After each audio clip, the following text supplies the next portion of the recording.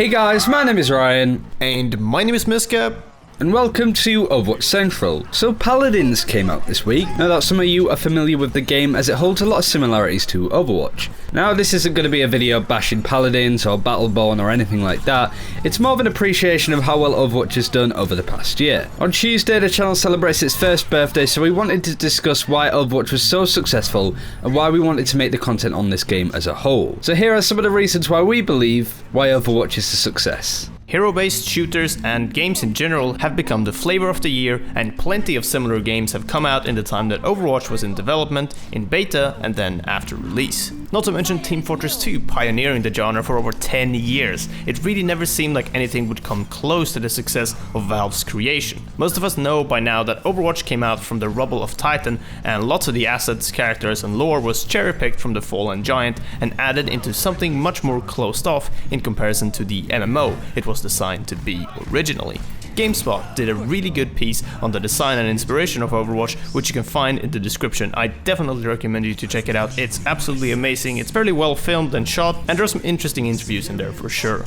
So why are we telling you this? Well, the first major thing that worked to Overwatch's favour was the fact that it was made by Blizzard. Blizzard are no doubt one of the most loved developers and gaming companies in the world with their epic collection of previous games. There was a real excitement surrounding Overwatch in its reveal at BlizzCon 2 years ago, but nothing could really capture the moment that players were introduced to Winston and Tracer with that initial Doomfist trailer. Overwatch could have been Flappy Birds 2, and a huge part of the audience would still be interested in it purely because it's Blizzard and their backlog of loved franchises. The fact that it was the newest IP from Blizzard in a long while also makes everything about the game super exciting. It's something that other developers other than the likes of Valve can't really achieve. The PR of Blizzard just be Blizzard is enough to put interest on any game that they come up with. I've never experienced people being so interested in a game without being able to play it for so long like people were with Overwatch. Hell, that's how me and Miska started talking in the first place. I tweeted out saying that I just couldn't wait to play the game and the beta wasn't even announced yet, and then along came Overwatch Central. Now the next thing we want to focus on are the heroes. Of course, the most important thing in a hero-based game. Overwatch took a lot of inspiration from games like Street Fighter by having characters be from all around the world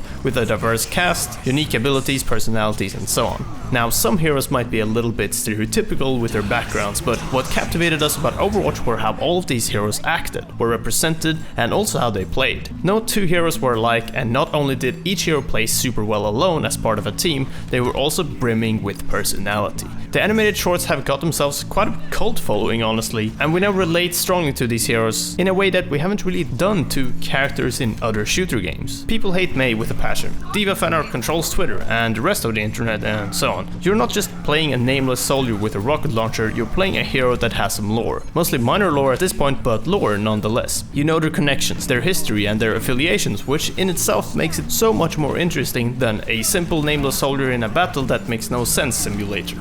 Next up is the kind of game that Overwatch is. Sure, it's an FPS, but there are multiple genres that are present within the game. You've probably heard people call Overwatch a MOBA, and now most of us don't agree that it is. Unlike a game like Battleborn, there's no in-game leveling, items or currency, and there's definitely no creeps. But it does have major MOBA elements.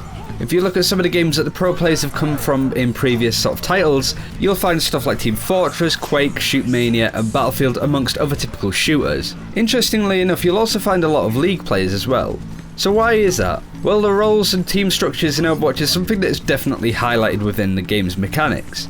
Whilst games like Team Fortress do have their roles, you can kind of get away with playing any heroes, multiples of said heroes and so on. The synergy and dependency of some roles in Overwatch is super important. You have certain heroes that would do certain jobs and counter other heroes as well, similar to stuff like junglers and MOBAs and stuff. You pick a hero and play it in a way that suits that playstyle of that hero, if that makes sense. So somebody asked us about our favorite thing about Overwatch specifically, and if we had to name one thing in particular, it's probably the replayability and assimilating yourself into roles within a team. I don't know how many times me and Ryan have played King's Row on Attack, but each and every game feels very different. Why? Well, we're usually playing different heroes in different composition against different compositions and against different players, and even when the teams have been exactly the same, the results always vary. Even now with ranked out and me and Ryan limiting our hero pool to half a dozen, it doesn't actually get boring. Yeah, sure, over the last few months we've probably been playing less and less Overwatch than we did during the closed beta, but we're still playing a game so frequently, almost a year after we got access to it. And that is exactly the thing you want when you design a video game. Much like a favorite of ours, Rocket League, the game games aren't long enough that you spend forever in a match, and you can jump into quick play without dedicating hours and hours into it. You can drop in and out as freely as you want and play as often as you want, and with new heroes, maps and game modes coming free in the future, I can see a lot of us playing Overwatch for quite some time, similar to other giant games out there. And that's it for this video. Thank you very much for watching. Do let us know why you think Overwatch was a success, and also let us know what you think it could do better. Thanks again for watching, take care, and we'll see you next time.